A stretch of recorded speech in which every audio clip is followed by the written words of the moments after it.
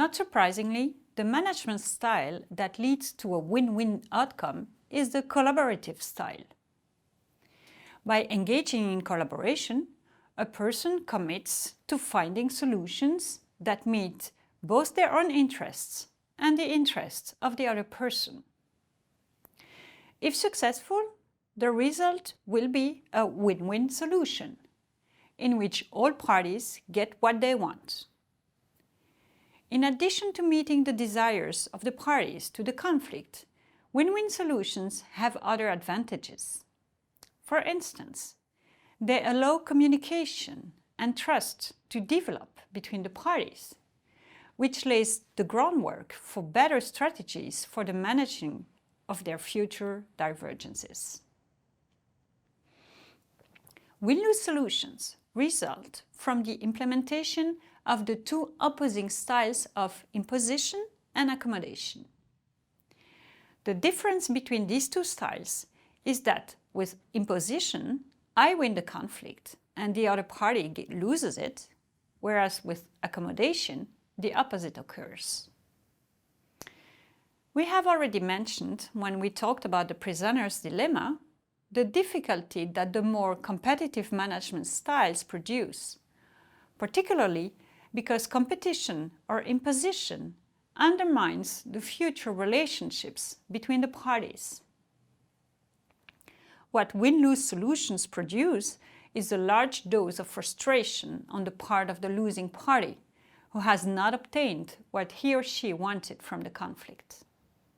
This frustration arises when the other party imposes its vision of things, but it also arises when the losing outcome is the consequence of an accommodation style that we ourselves have chosen to implement. I would even go further. Not only do overly accommodating people usually come out of their conflict frustrated because they don't get what they want, contrary to what they think, they don't also preserve the relationship they have with the other party.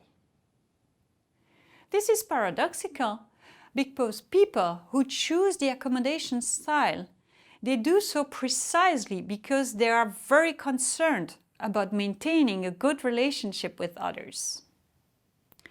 Except that, by accommodating all the time and with anyone, we often end up harvesting our profound lack of respect from the people around us. How can they trust someone who never seems able to defend his or her own interest? And how can they not end up taking advantage of our kindness, since we never seem able to defend ourselves? More generally, win-lose solutions, whether they result from the imposition of one party or the accommodation of the other, produce gloom and mistrust and lead to the reproduction of conflicts in the future.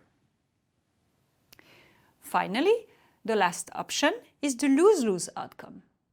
Clearly, the avoidance style leads to this type of outcome. People who avoid conflict do not manage it and so are unable to meet either their own interest or the interest of the other party. With neither parties getting what they want, dissatisfaction is high and so is frustration. The status quo and paralysis generated by avoidance prevent adaptation and change, which, as I told you in the first module, are the primary functions served by conflicts. It is interesting to note that avoidance is not the only style that leads to lose-lose outcomes. Compromise is also a style that leaves all parties on the losing end, able it to a lesser extent. Indeed, when the compromise style is used, it is the middle ground option that is preferred between the extreme positions of the parties.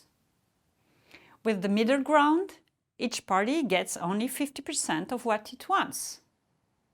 However, 50% of gains is also 50% of losses, and therefore 50% of frustration for the parties. In spite of this, compromise style is a style that is often valued and praised. In my country, Belgium, for instance, We even defined ourselves as the kings of compromise, and we are very proud of that. However, this culture of compromise is harmful in the long run, as is avoidance. The frustrations generated impact long-term relationships negatively. And when a new conflict breaks out, it resurfaces with even more fury between the parties.